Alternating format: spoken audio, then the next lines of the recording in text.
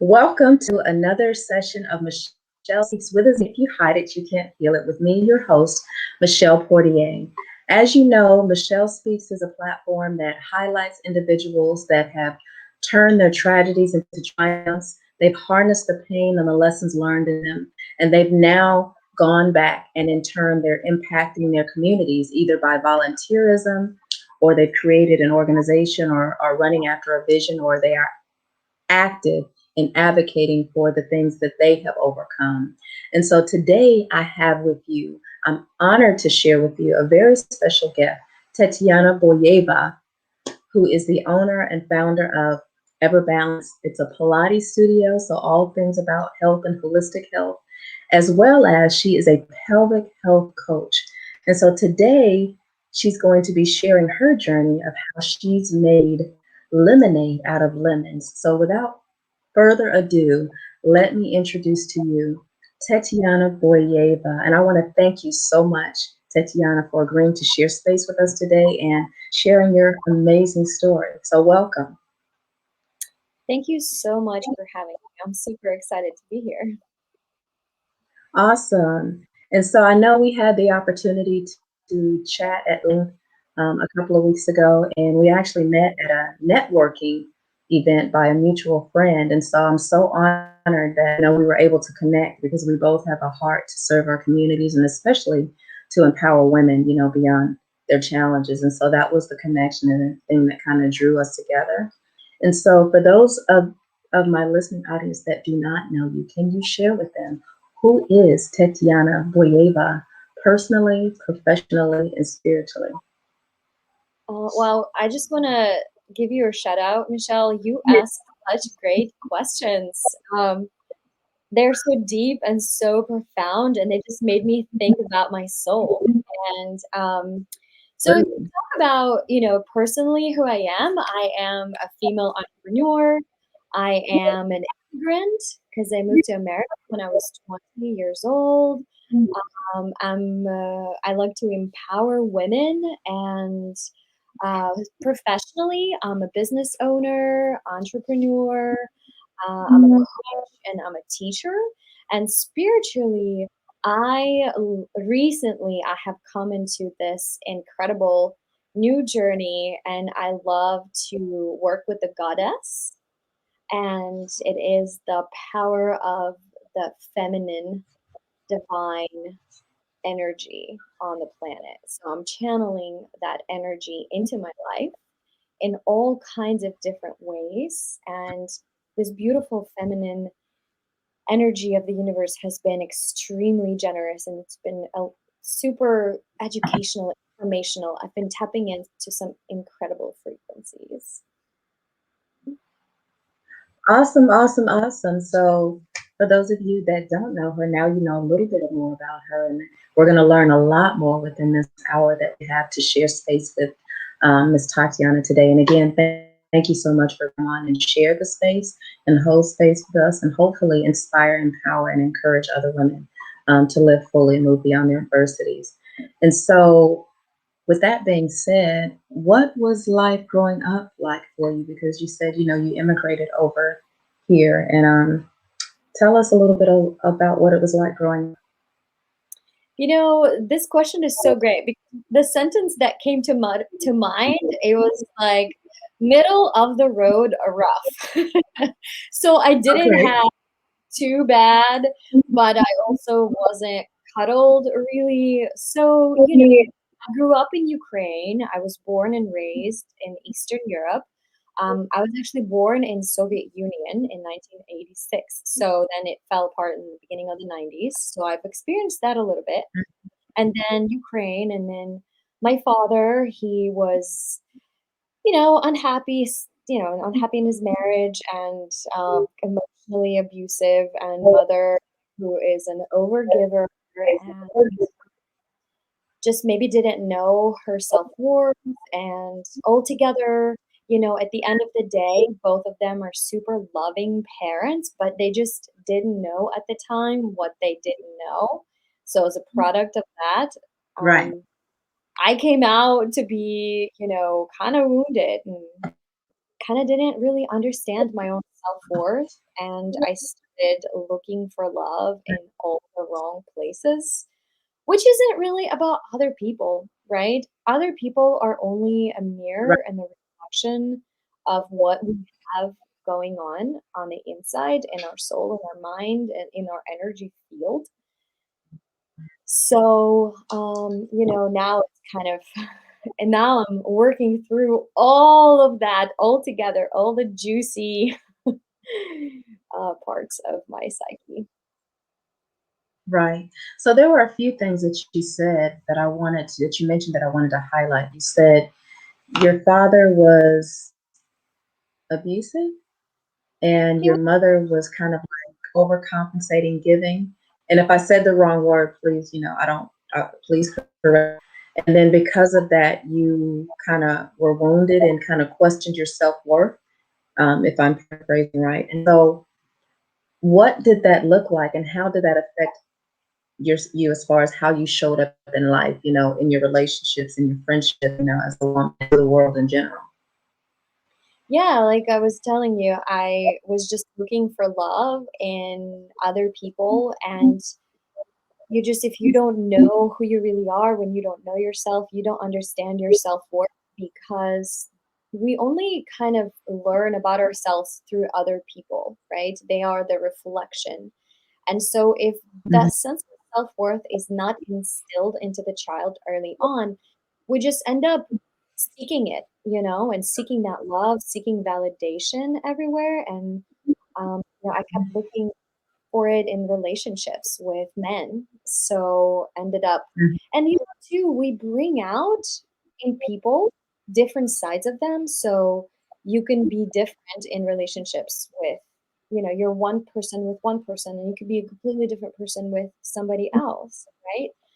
So Right. because I had all of that trauma from my father being emotionally abusive, and then just watching my mom constantly overgiving, constantly catering, constantly just not stepping up for herself in her relationship, Mhm. I ended up kind of attracting men like that and attracting those types of relationships when I would just kind of give it my all, but it wasn't enough because it's just energy. It's nobody's fault. This is just how things are playing out because of how our energetic field is based on all of our traumas. Right. So I hope that makes sense. So can you give an example Mhm. of what that looked like?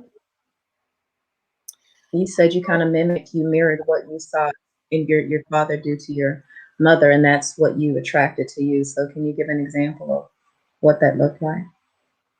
Yeah, I feel like we are guided, right? There's this greater power that always guides us, and we are meant to learn some type of lesson when we come to Earth. And I feel like when I came to Earth, I wanted to learn self love and self compassion. Mhm. And so that part of me was really challenged in my last relationship with someone that I've been for a while with, who's an absolutely amazing person. However, the way our energies commingled, I ended up bringing out this side in him that wasn't, the most loving in some ways. And then I ended up just overgiving, overgiving, and overextending myself. But he didn't see that. He didn't feel like I was. So it was just that constant miscommunication and constant giving, and Mhm. there wasn't any balance. So, yeah, so that's kinda what happened. And then I've been blessed recently with a time of solitude. This is my chance to Say- really heal all of this. Okay. Yeah, so this time And of solitude where I'm just by myself, for quite some time now, for over 4 years. And that is such a mhm. gift because I am doing so much inner work all the Right, time. So right. much work. So I wanted to touch on Tatiana. You said that um, in the example that you gave of the relationship that you were in, that you attracted that it was something that kind of caused you both to kind of um, respond to one another in a way that wasn't healthy. So do you think that you caused some of that happened during the relationship? Absolutely. Yeah, because it's like our energy fields, because of the way they are, they bring out sides in people, you know? It's like the way my energy was at the time, because it was, maybe too desperate, too maybe I just didn't have my center. I didn't understand my self-worth. I didn't know who I really truly am. And because of that, someone you're in a relationship with kind of, if they're not aware enough, right? If they're not at the level of consciousness where they can actually see that and, have that awareness, then it'll be a mess, because you end up bringing out those types of traits when, when a woman is kind of not sure of herself, and when she's desperate, she kind of is more prone to be taken for granted, don't you think? Hmm. Well, I agree. I mean, it definitely opens you up to being more vulnerable or open to or susceptible to people taking advantage of you, especially if you are not used to speaking up for yourself or advocating for yourself, which is Yeah. why, what you stated after that, and you said that the time of solitude that you've been giving or allowing yourself to do the inner work. I think it's so important to kind of expound on that, the importance of, if you're coming out of a relationship and you're aware that there are some things that and areas that you need healing, is how important it is for you to take the time to do the work or identify the areas that you need to heal in before you even entertain the thought of attempting to enter into another relationship. And so, can you kind of touch on what epiphanies that you've come to during this time of solitude, that you've allowed yourself time to do the inner work? Wow. So much. Well, We can. yeah, I can concisely tell you the biggest things that I have been working on. So first of all, my business, right? That's been, I've been able to really come up with a new concept, start working in public health world and industry there. That just something that just kind of walked into my life. And then other things when it comes down to personal growth, I discovered my inner child. I discovered that energy in me that has, that is kind of wounded, but our inner child is not just the bad qualities. Inner child is the energies, the archetype within us that is also joyful and it's stubborn and different things, but also can be pretty wounded. And if it's in control, if it's in the driver's seat, it actually affects all the major life decisions. So when you Of feel and course. think unfair, this is just unfair, or whatever it is. And I just started understanding, wow, this 7-year-old has been driving and running the show for the last, I don't know how many years, probably the whole time. Mhm. Every emotional reaction, everything that comes out of me is basically being it's a reaction of my inner child, right? It's the trauma that happened way back when, and now it's showing itself constantly over and over again. So I realized that other people don't give you emotions. You create your own emotions based on all the lenses and filters that you have within you. You can have different Exactly. responses to things if you choose to. But that was one of the biggest things. It's like, you don't give me unhappiness. You don't give me sadness, but you also don't give me the worthiness either. Right. I create It- all of that for myself. well, everything ends and begins within. It starts from within. And so, with that being said, once you identified that your inner child was wounded and some of the challenges that you encountered, in pursuit of purpose, which you're still, unveiling or evolving as far as what your purpose is, how did those challenges prepare you um, for identifying the inner child, but preparing you for the roles that you hold even now as a pelvic health coach, and as the owner of a Pilates, which is a holistic health in that industry. So how did all of that prepare you for right now?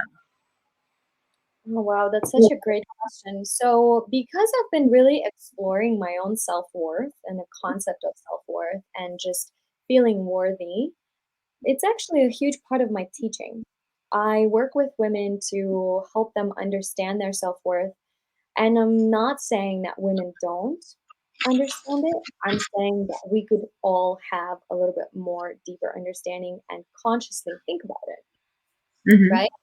So, what I run into sometimes is women they're holding back. So let's say someone has incontinence, right, and they're leaking, but they're not just leaking every once in a while sneezing. They're actually leaking while walking. So Mm-hmm. that's a severe level of incontinence, and I know I can help. I know there are tools, and I can see women they're just not making a step towards the program, right? And so that's just a lot of times it's that self-worth that is not there. It's like, I'm not worth my time, not worth my money, and this isn't worth my effort. My body isn't worth me putting in all this effort. I'd rather go and do something else. I'd rather just spend my energy, time, and money somewhere else doing it. Does it make sense? Mm-hmm. Mm-hmm. So, So, that's been huge for me. mm-hmm. And so, I know we talked about offline about how the body holds trauma and how it will, you can suppress things and you can only do it for so long before it begins to manifest in other fashions or other forms. And Yeah. so, what gave you the passion to want to become a pelvic health coach? Was it your own experiences as you were, healing and, you know, attending to your inner child? I mean, did you have challenges with incontinence and things like that, or was it You just know, something that you had passion to help women through? Women that have been wounded because of your wounds. I got you. Yeah, so in Pilates, this is actually a huge part of what we do. So it's been already on my radar for a while. And there's always that pelvic floor component because pelvic floor is part of your core. The pelvic floor is the floor of your core. And in Pilates, we work on the core, right? It's number one workout in the world for your core. So I may need to take a class because I definitely want to tighten up my core strength. now, when we think about core, you want to think about the very inner muscles inside your trunk. So not just your abdominals. Most abdominals are not part of your core. Only the Right. deepest layer, which is the transverse abdominals, the pelvic floor, multifidus, which is like inside your spine, and the diaphragm. So this little tube inside your torso is your core, right? So Mhm. Pilates, we address that all the time. We work on it. And so that's already been on my radar. And then about 2.5 years ago, I started noticing every time I sneeze, I would leak a little urine. And I would always make a joke about it. It was like, oh, I sneeze and I pee a little. Ha ha ha.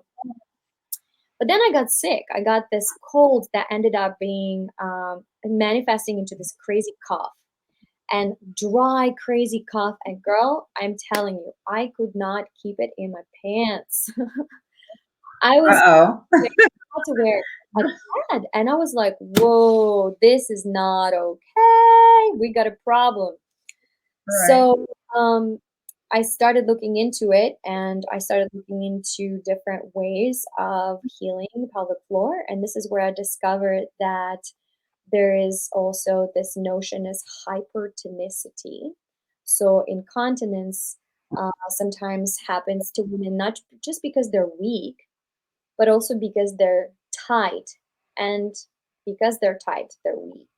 So the muscles, if we Mhm. clench a lot, if there's some kind of also trauma, either, it could be sexual abuse, it could be just any kind of abuse, it could be stress, it could be working long Mhm. hours and holding too tight and like holding in the pee and just constantly stressing. And it could also be UTIs, people who suffer from constant UTIs. They end up experiencing a lot of burning in the urethra, and they end up just clenching. And that's what happened to me. I actually have experienced a lot of UTIs in my day. And from then Mm-hmm. on, I developed this hypertonicity, which kind of weakened my pelvic floor. And so I just kind of got all into it because I know better. I just got with a pelvic floor physical therapist, got it all checked out, Mm-hmm. and started working on it on myself, and I was able to fix it. And I just shared with my clients, and one by one, clients just started showing up on my doorstep. And I just decided to do like a little workshop in Zoom. Pandemic or quarantine just started. I had nothing to do. I was like, okay, let's do a workshop. I had like 40 people show up to my workshop. It was insane. It was like, okay, universe, I hear you loud and clear. This is what I'm supposed to do, because I see this as a message from higher power, because this is kind of guiding you in. And I then seriously got into it and started promoting and advertising for it. Mm-hmm. And so, do you feel that you yourself experiencing the leakage and you attributed that or connected to it to what you experienced as a child? Watching the emotional abuse of your mother and how she was overcompensating and all of that. That affected your self worth and how you showed up. Did you make that connection right away, or was that something that you came to gradually, or that you're coming to since you are spending this time to work on doing the inner work to heal yourself, to allow yourself to heal? Absolutely, yeah. And our emotional state is 100% directly correlates with our physical state. It's as within, so without. So, Mm-hmm. because of my upbringing and how everyone acted around me, I grew up to be an extremely stressed out person. Mm-hmm. Um, and, the hypertonicity in the pelvic floor comes from all the stress, just so tired all the time. And it not only created, incontinence, but it also created headaches, like insane amount of tension headaches all around for probably 4 or 5 a week for years. Okay. And that was also Mm-hmm. a lot of my health issues. And then I started kind of And working so on, now that you go ahead. yeah, no, go ahead. So now that you started doing the inner work and really working, focusing on being self-aware and real and valuing your self-worth and things like that, have you found that um, the ailments that you had have decreased? And what are the ailments that you encounter along with the incontinence and the headaches? Do you believe that was connected to that? Yes, everything is connected for sure. Always. It's always all one thing, right? Nothing's really apart in the body. So the worthiness part is basically coming in when you tell yourself, no, I'm worth this. So what, this program is $300. I'm worth it, you know? I want to learn, Mhm. I want to fix this. And another thing, I'm going to show up. I'm actually going to go do it, and I'm going to, keep showing up. And not only this is investment for money, this is investment for time. Again, I'm worth it. Oh yeah, maybe today is Mhm. not the day, I'll do it tomorrow. No, I'm worth it. My worthiness is that I want to feel good, and I'm worth that, And so Mhm. that sense of it is what's getting you to spend the money and then just show up every single time and then do the work and then do the maintenance. So it's definitely, everything is super connected. So when I wanted to really I solved my incontinence issues about a year and a half, like a year ago. And but the headaches continued and persisted, and I started meditation practice. But the retreat that I went to would cost me $3,000, and that's a lot of money. And I was like, that's it. I'm worth it. My symptoms are so crazy. I cannot wait anymore. And I just happen.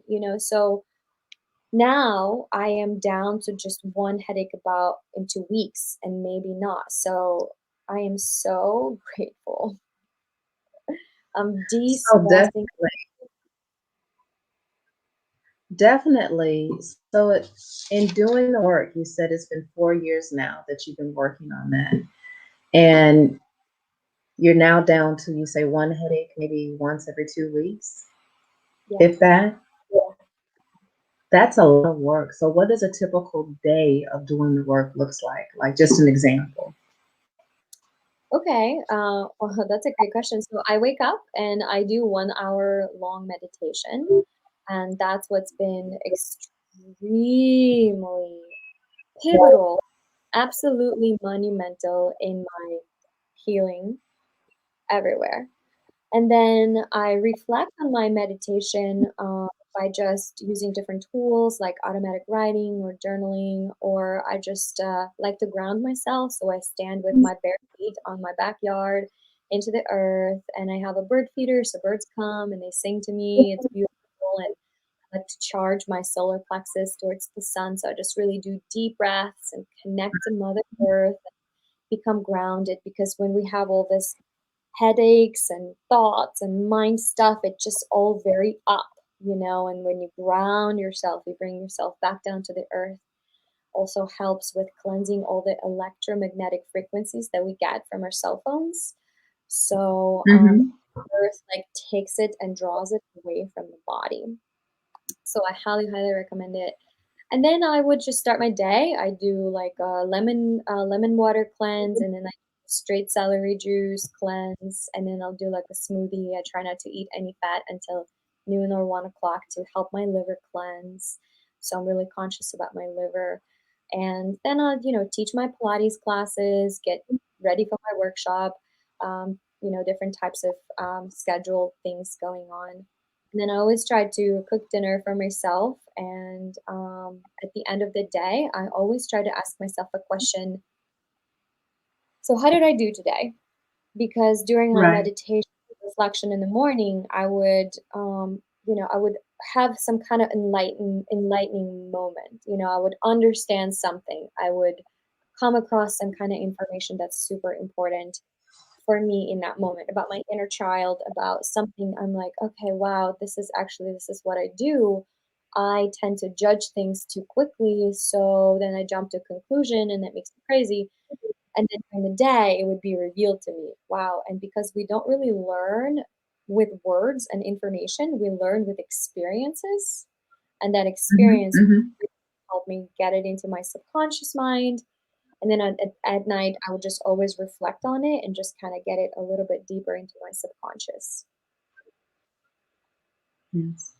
Well, I loved what you said about being outside and listening to the birds and just kind of grounding with nature because, I've often said I believe that nature has a healing quality that nothing else can mimic. The other things are good like therapy and, some people, are on meds. I'm really not.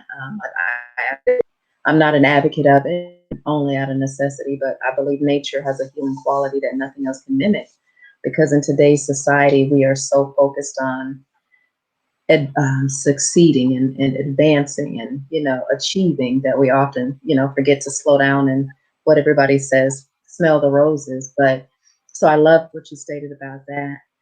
Now, have the relationships in your life improved since you started the journey of working on yourself? And I know you said you're working on yourself, you may not be in an intimate relationship, but your relationships overall, professional, social, and otherwise, have they improved? And if so, how has that, what does that look like? I decided that I'm going to be a radical, honest person. What's been extremely helpful is using this tool of expressing your feelings immediately, but in a kind way through a lens of compassion. So when the situation arises, I would just say, hey, babe, this is making me feel really angry right now. And I know you didn't mean to, and I know wasn't your intention, but I think this kind of triggered this inner child wound or this other thing within me. which is obviously not your fault. But I just wanted to share it with you. When you do this, this happens to me. Mhm. Can you kind of share a little bit more about why you did that, and or can I just get, can I share with you what I'm feeling right now? Can you enlighten me why you did that or why you said that? And so that has been like, wow. First of all, no one is used to that. So people are like immediately, they just want to talk to you. They're like, Of oh, course. really? Oh, wow. Oh, all right. Yeah. I had no idea. Yeah. I just said that. And so then you work it out and then you just create such a bond. Your bond just, it just strengthens right there, in the moment. So some of my Oh, I friendships have love. become a lot deeper. Mhm. I love that because, in any type of relationship, you're going to have conflict. And if you're not able to address and talk through that conflict, then of course that relationship is not going to withstand. And it's really not a relationship, it's an association if you can't get past the conflict.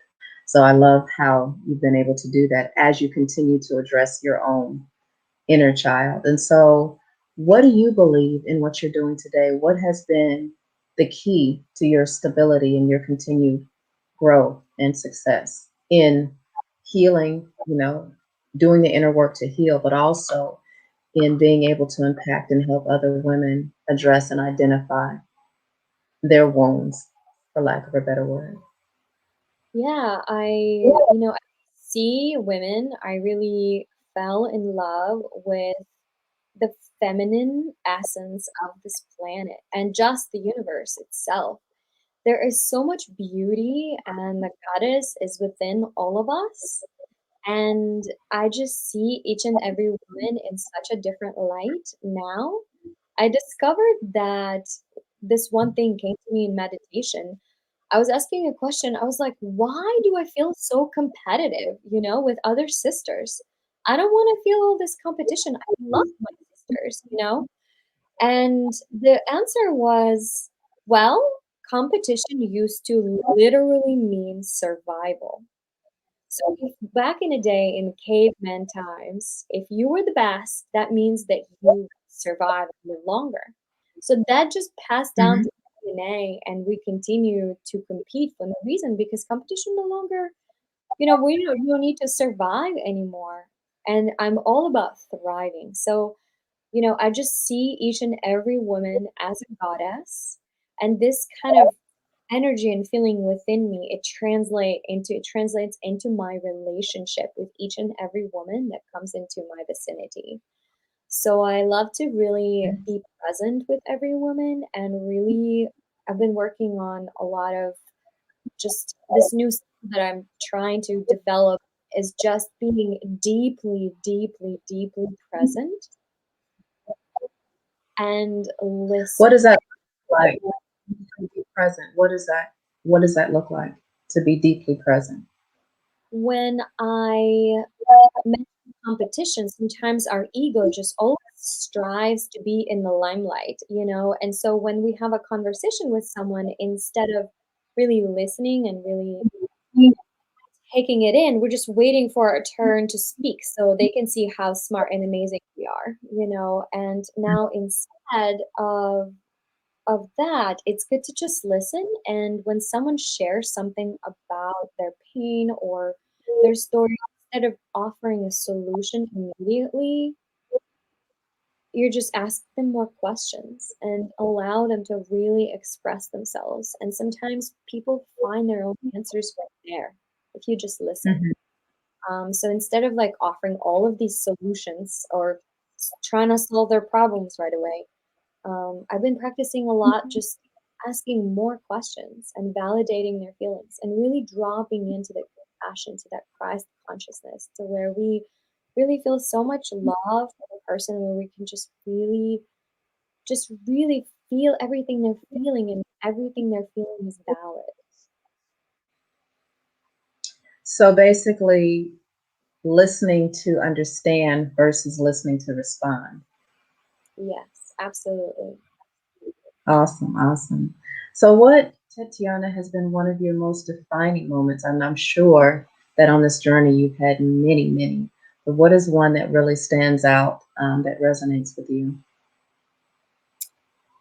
I discovered that everything that we need, and this is what I teach in my course and in my group.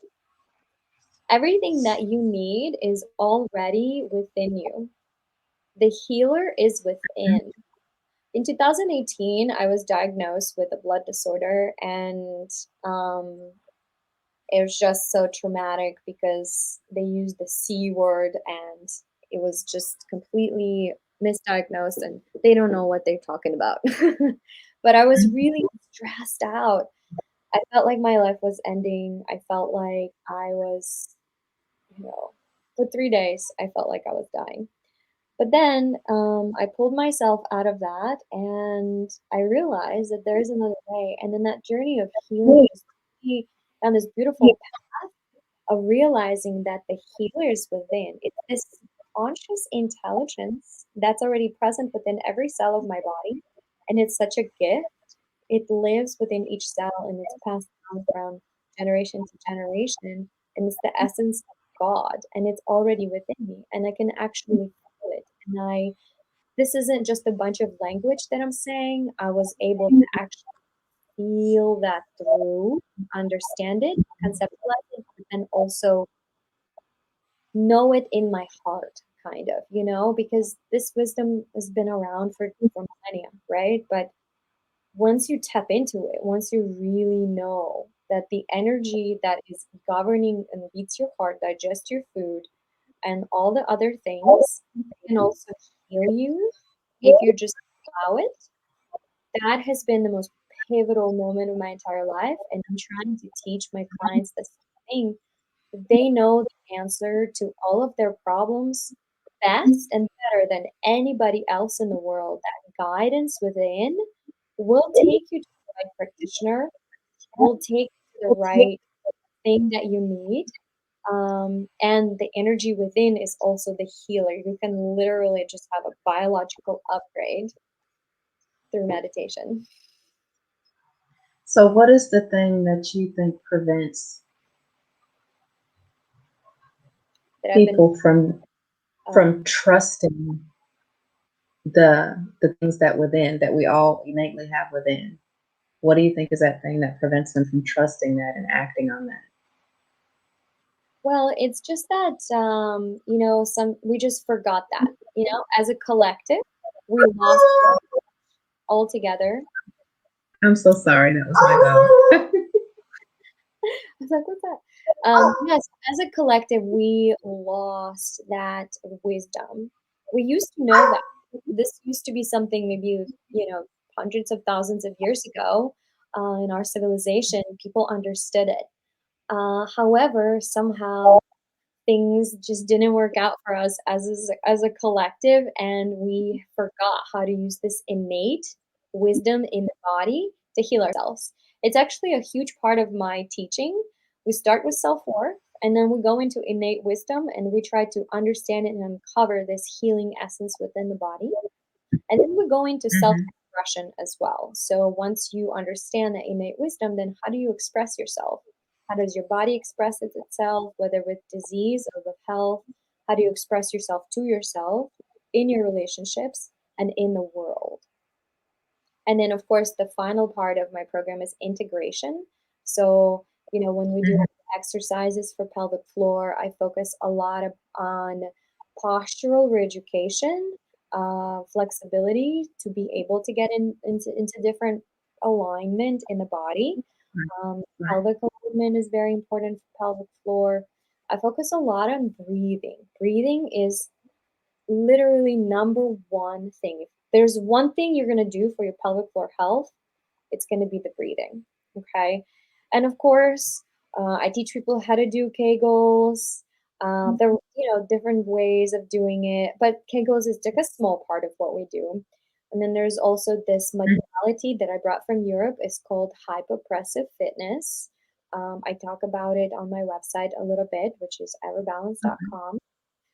It's absolutely amazing. I am basically, my mind's blown why it's not popular in America. I don't know, but it's super popular in Europe, and all the European women are very aware of their floors, and they do have aggressive fitness.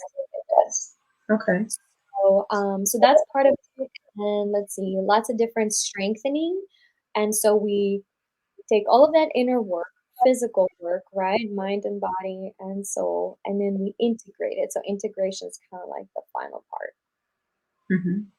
So, what insights can you share for those that may be listening in on how we can show up in life based on our past experiences without filtering everything through the lens of the wounds or that we've encountered or the hurts? Thank you for asking that question, because let's keep this answer in the frame of pelvic health, right? Women Right? must step up and start doing something about it. You have to understand that leaking urine, even a little bit, is not normal. It's not okay. It's funny, maybe, like once or twice, but believe me, it's only down the hill from here. Incontinence has Hmm. never fixed itself or gotten better on its own. And the number one reason women get checked into a home is because of incontinence. When Hmm. we get to be elder. So if there's already some kind of leakage, especially stress incontinence when we sneeze, cough, laugh, or jump, or running, or just walking down the road, right? You have Hmm. to go ahead and fix that, tighten up or loosen up, because incontinence happens again when we either too weak or too tight, therefore too weak. Okay, you have to figure out which one is going on with you, right? And then 95% of the cases, incontinence is not a medical issue. So going to your gynecologist is probably not going to be a thing, right? It's probably going to be a first stop. You can go see your gynecologist. They're probably going to give you one of three answers. They're probably going to tell you to go do Kegels, and women never go do that. They never do it. They don't understand it. They don't want to do it. No one's motivated and disciplined enough to do it on their own. Or they're going Hmm. to do a pelvic PT. Pelvic PTs are very different, okay? And I cannot just generalize and say, okay, these people are good, these people are bad, but you're gonna have to again use your innate wisdom, your intuition, and find someone who really freaking cares. If you come across a pelvic PT who seems like they just don't care, run.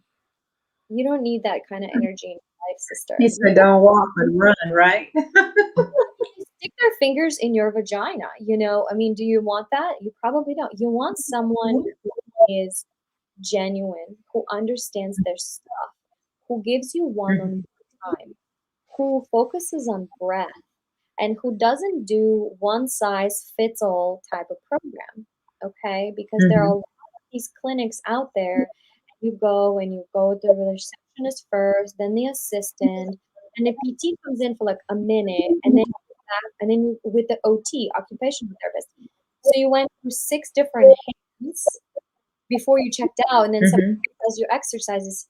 They don't know you, they don't understand what's going on with you, and it just overall in not the best experience. But if you go to a pelvic PT that's with you from A to Z, they'll spend 2 hours with you the first time, they'll evaluate you, they know you. Also, they have a good heart, and they're just a sweetheart. They've got a good energy. They're an angel. You want them, you're okay with them sticking their fingers in your vagina. It's just all jiving, right? So yeah, this is your place. This is where you want to be. Right. And you also So, wanna go ahead. and then No, go ahead. you want to follow that up with a continuous practice, right? So you'll continue to practice, because a PT, you'll see them, maybe 10 or 12 times tops, right? So you will need to continue to work on it, which is Pilates is the answer. And this is where I come in. I have this comprehensive program and I follow the PT. We start with the PT, physical therapy, we find out what's going on, and then we put you in maintenance with Pilates and hyperpressive fitness, Mm-hmm. So, which you can. and you can, and we can apply that. Yeah, we can apply that to every area of our lives, not just, with our pelvic health, but if you are seeking a service and it's not giving you the level of care that you pay for, of course you're going to seek out someone. And that's all about, we us it goes back into us really trusting, that inkling, that feeling, that intuition, the Holy Spirit, however you want to classify it, that you feel. Yep. Because if you're not comfortable with, then you're not going to be open and receptive to receiving or even completely hearing what they're offering you. And so it's so important. I'm glad that you stated that. It's so important, especially with something so sensitive and so delicate as our vaginal health. Um, Go ahead. You were going to say something. Yes, exactly. This is a sensitive space. This is my sacred space. I don't let just anybody come into this sacred space. If you've got to have a really good energy for me to let you in there. And then one more thing I wanted to say, that insurance world dictates a lot of this type of behavior from therapists, and unfortunately, it's not ideal. Yeah, we have insurance and we want to use it as much as possible, but there are some really great cash-based businesses out there, and they will go above and beyond for you because they don't have to deal with all of that BS, and their entire focus is on you. So if Mm-hmm. I were So, someone who's looking for that, I would really consider a cash-based pelvic floor physical therapist. mhm, gotcha. And so for some of those cash-based physical therapists um, for women that may be financially challenged, because a lot of times if women are having challenges and there's wounds that are not addressed, it impacts all areas of their life, not just their physical health, but their mental health and their financial health, because there's things that they don't know that they need to address or things that they just don't want to address. So are there individuals out there that have like a sliding scale where they would work with the women if they know that that's something that they need to address? Absolutely. And I partner with a pelvic PT right now who's going to be working out of my studio, and she's going to be seeing people. And we've even talked about some pro bono work for women like that in the future once we get into the swing of things, because this is going to be my third round of small group teaching, and she's going to be taking care of Right. all of my clients. And we're Mm-hmm. definitely going to be looking for candidates who have those special circumstances and situations to qualify for some of our pro bono work. Absolutely. Awesome, awesome. So, what can you share with those that may be straddling the fence? They know that something is not quite right. And now, after listening to you share the connection between incontinence and maybe some trauma or some inner work that needs to be done, what can you share with someone that's tuning in about how they navigate through that if they're not at a point that they're ready to come and address it, but they know? What would you share with them to kind of lead them down that? Yeah, if you have Instagram, super fun to just go down the little rabbit hole for a minute and follow a bunch of the pages that promote pelvic health. So you can just search hashtag Mm-hmm. pelvic floor or pelvic floor physical therapist and just see what people are saying out there. And you can learn a lot and you can get motivated, because the message out there that we're all pelvic specialists, that we're all trying to get out there, is we're trying to normalize this topic. But if you're someone who is Mm-hmm. just too traumatized and it's very hard for you to even talk about this, do some research and just explore pelvic floor physical therapy. And then feel free to reach out to me. I will talk to you at no charge whatsoever, because I always encourage women who have questions and are not sure to just call me to talk about it anytime. And I will be a resource Because to I know. answer questions. Mhm. Thank you for sharing that. Make sure that, my listening audience knows how to reach out to you if they would like to know more. So the question I had, I know you mentioned earlier about statistics. You said that most often than not, I didn't catch the number, so I'd love it if you could share it again, that incontinence is not normally linked to something physical. What was that statistic that you stated earlier? Um, well, I know that 40% of women will have pelvic floor dysfunction. So that is Mm-hmm. nearly half of women who will struggle at some point or another, because we end up holding so much trauma in that space. There is so much shame Mm-hmm. around it. There is so much guilt Mm-hmm. around sexuality. There is so much of this, oh, let's just not talk about it. It's, you can't talk about it, you can't show it, you can't call it a vagina, it has to be a woo wee or wee wee or pee pee or whatever, and we just not used to having a conversation about it, and we end up creating that disease in that space.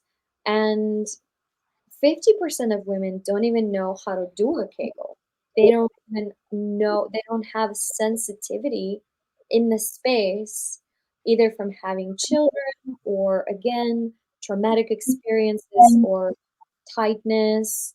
It could be different, different diagnosis that affects that. So that's a factor too. And I also mentioned that women get checked into a home because they're incontinent when they're super old. So it's best to just really take care of it. Right. Well, thank you for sharing that, for those of you that are into statistics and just wanted to make that connection for, people that may not believe. And so, what is the takeaway and the call to action, for our listening audience, for those that may battle with, incontinence, and even for those that have encountered, a childhood maybe similar to yours or had some parallels, about what they can do to on the journey to doing the inner work and the inner healing that they need to live, to thrive rather than survive. What is a takeaway and a call to action that you can give? I just say start. Don't put it off. Start doing something about it. Talk to your gynecologist, and if they don't suggest pelvic floor therapy, then you can seek out the referral to a pelvic floor therapist, because a lot of them are trained to also, deal with the mental and emotional part that comes with it. So I just want to say, Mm-hmm. don't put it off, and don't just talk away. Don't say it's okay to leak a little bit when you sneeze or cough or laugh. It's not okay. You have to strengthen your pelvic Mm-hmm. floor, or you have to loosen it up. If you're a really stressed Mm-hmm. out person, you're leaking, chances are that you're hypertonic. You're just really, really tight, and you're not breathing, right? So you need to learn how to breathe. And meditation, that's a game changer. Mm-hmm. I mean, that changed my life within months. I mean, I can't even begin to describe to you the magnitude of effective meditation has had. But I don't do like that 7 minutes. 7 minutes is for children. I sit there for an hour, and it's a Or struggle. beginners that are just learning. Yeah. What's that? So I said, or beginners that are just learning, trying to learn about what meditation is and the benefits of it. The 7 minute, or I was saying. Yeah, so beginners, if you don't have any health issues, for example, you're not trying to solve this big mystery illness or anything, I think it would be great to do 7 15 minutes. That's an amazing start to any Mhm. meditation journey. But if you're really trying to heal a major dysfunction or illness, these 1 hour long meditations are basically, they are extremely healing. I'm the example. Awesome. So, Tatiana, I want to thank you so much for taking the time to share space with us today in the whole space and to bring such valuable information and tools and resources for those that, are encountering challenges in their lives and they may have forgotten along the way because we all have that innately within us to overcome, but forgot how to make lemonade out of lemon. So, I want to thank you for sharing. And for those of you that want to connect with Tatiana, you can reach out to her via her website. It's scrolling across the bottom of the screen, everbalance.com. And for those of you that want to join us actually tomorrow night for our Empowered to Thrive Girls Night In, make sure that you reach out to me and me. But I want to thank you again. One of the things that I took away from today's fireside chat was being radically honest and expressing yourself through the lens of compassion, because often if we've lived a life of trauma that's suppressed, we are the most critical of ourselves. And so being able to see yourself through that lens, I really love that.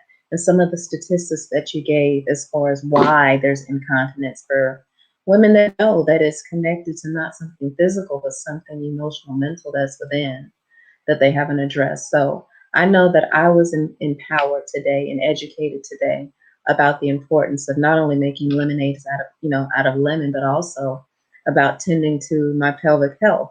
I've had some of the challenges that you've mentioned today, and I don't have them as much, but I would really benefit from doing a session with you. So I'm definitely going to reach out to you on that end. But I thank you for sharing the platform today. And I wanted to thank my listening audience for tuning in, and make sure that you continue to tune in for the next session of Michelle Speaks. If you hide it, you can't heal it. And the connection here is awesome. Tetyana talks about pelvic health, but how it's connected to, the inner child within.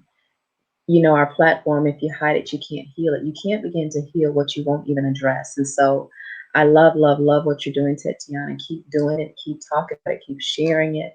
And one by one, we can change their lives and impact the lives of women that have not made the connection. And so thank you again. And so until next time, everyone, take care, be well, and God bless. And remember, on this journey called life, that healing is indeed a journey, it is not a destination.